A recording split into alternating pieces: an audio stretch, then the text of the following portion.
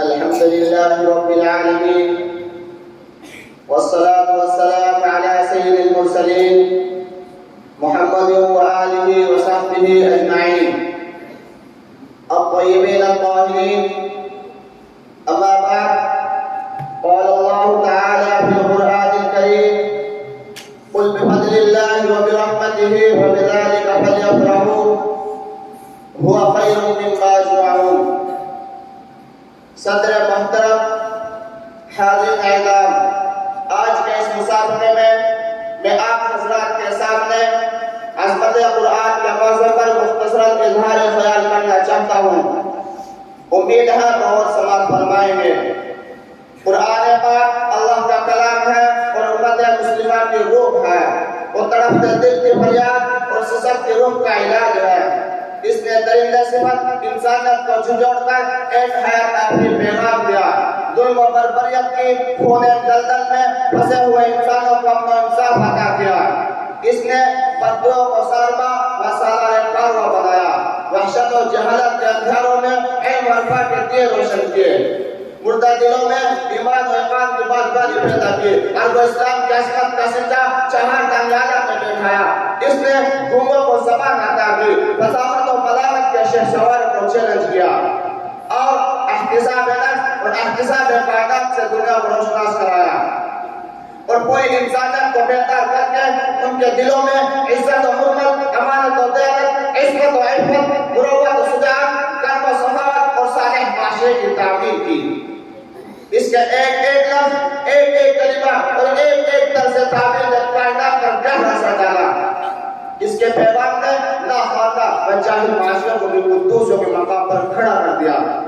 حضرات اکرام اور میرے عزیزوں، آئیے اس کے متعلقات پر ایک پائیدار نظر ڈالیں کہ قرآن کس کا کلام ہے، جس کے واسطے نازل ہوا، جس شخصیت پر اترا، اس کا زمانہ نزول اور مقام نزول کیا ہے.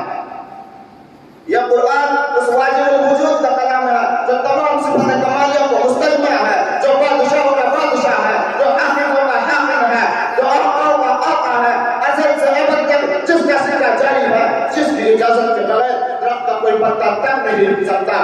مرغزاروں میں شادابی نہیں آ سکتی، خزاں رسیدہ چمن میں بہار نہیں آ سکتی. جس کے خدائی کے آگے تمام مخلوق ساکت و سامت رہتی ہے. جس کی تعریف و توصیف کی کسی قلم و زبان میں طاقت ہی کہاں ہے. صحیح ہے، فرش زمین سے عرش زمین تک تیرے ہی جلوے، تیرے ہی سائے، ہر ایک ذرہ تیرا ہی مظہر. اللہ اکبر، اللہ اکبر. ذرے کو چاہے خورشید کر دے، ذرے کو چاہے خورشید کر دے، صحرا کو چاہے گلزار کر دے، سب ایک اللہ تو ہے سمندر. اللہ اکبر، اللہ اکبر. حضرات اکرام اور میرے عزیزوں، جب یہ قرآن اس واجب الوجود کا کلام ہے تو اس کی شان و جلوہ کی اس میں کیسے نہ ہوگی. اور پھر یہ قرآن نازل ہوا ہے جبریل علیہ السلام کے واسطے سے، جن کے بارے میں آتا ہے کہ وہ سید الملائکہ ہے، سب سے افضل اور بارگاہ خداوندی میں سب سے مقرب ہے. حدیث پاک میں بھی ہے افضل الملائکہ جبریل. قرآن پاک میں بھی ان کی تعریف آئی ہے. کہیں نے روح القدس کہا ہے، کہیں روح الامین، کہیں نعمت والا، کہیں عرش کے پاس مقیم رہنے والا، کہیں میں امین کا خطاب دیا گیا.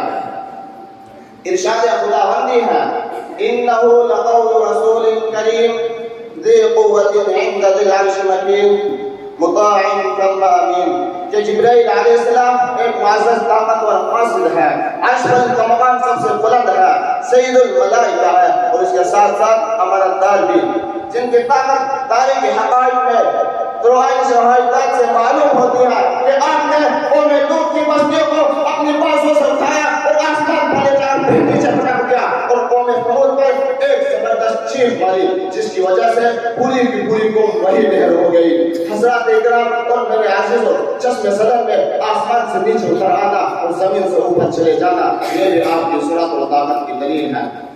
اللہ تبارک و تعالیٰ ہم سب کو قرآن پڑھنے کی اور اس پر عمل کرنے کی توفیق عطا فرمائے.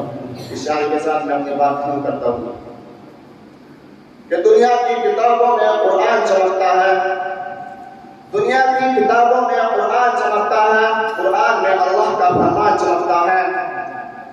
بنانے عادت جو تلاوت ہے قرآن کی، بنانے عادت جو تلاوت ہے قرآن کی، اللہ کی نظروں میں وہ انسان چمکتا ہے. تعالی